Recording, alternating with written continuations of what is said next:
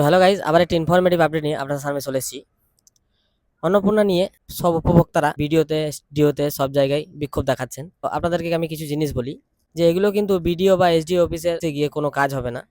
কারণ আমাদের মুখ্যমন্ত্রী একটি অফিসিয়াল পোর্টাল কিন্তু দিয়েছেন, ক্লেম অ্যান্ড অবজেকশন। সেই পোর্টালটিতে আপনাদেরকে ক্লেম করতে হবে। সেই ক্ষেত্রে আবার আপনার যদি রিজেক্ট হয়েছে তাহলেই কিন্তু আপনি ক্লেম করতে পারবেন। আর এখন অন্নপূর্ণার বেশিরভাগ স্ট্যাটাস দেখাচ্ছে ফর ফার্দার ভেরিফিকেশন, কিছু কিছু জনের দেখাচ্ছে for further verification government employee বা এরকম কিছু। তো সেক্ষেত্রে আপনারা ক্লেম অ্যাপ্লিকেশন করতে পারবেন। আর যাদের শুধু ফর ফার্দার ভেরিফিকেশন আছে তারা কিন্তু করতে পারবেন না, কারণ এখানে বলাই হয়েছে যে এই ফর্মটি শুধুমাত্র ভুল যাদের ফর্ম ফিল আপ হয়েছে তাদের জন্য, বা যাদের ভুলবশত রিজেক্ট করা হয়েছে শুধু তাদের জন্য। কিন্তু আপনার কিন্তু মাঝপথে ফেসে আছে ফর ফার্দার ভেরিফিকেশন, সেক্ষেত্রে কিন্তু আপনি করতে পারবেন না।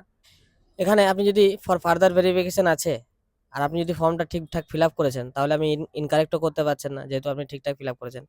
আবার আপনার ফর্মটা রিজেক্টও হয়নি, তো আপনি রিজেক্টেরও ফর্মটা ফিল আপ করতে পারবেন না। তো এখানে কিন্তু সব উপভোক্তারা প্রচণ্ড ক্ষোভে আছেন এবং ওরা বুঝতেও পারছেন না যে আপনারা কি করবেন। আপনারা ধৈর্য ধরুন, দেখুন আগামীতে সরকার কি প্রসেস নিচ্ছে বা কি গাইডলাইন্স দিচ্ছে। এরকম গাইডলাইন্স দেবে সেরকম অনুমোদন করে চলবেন আপনারা।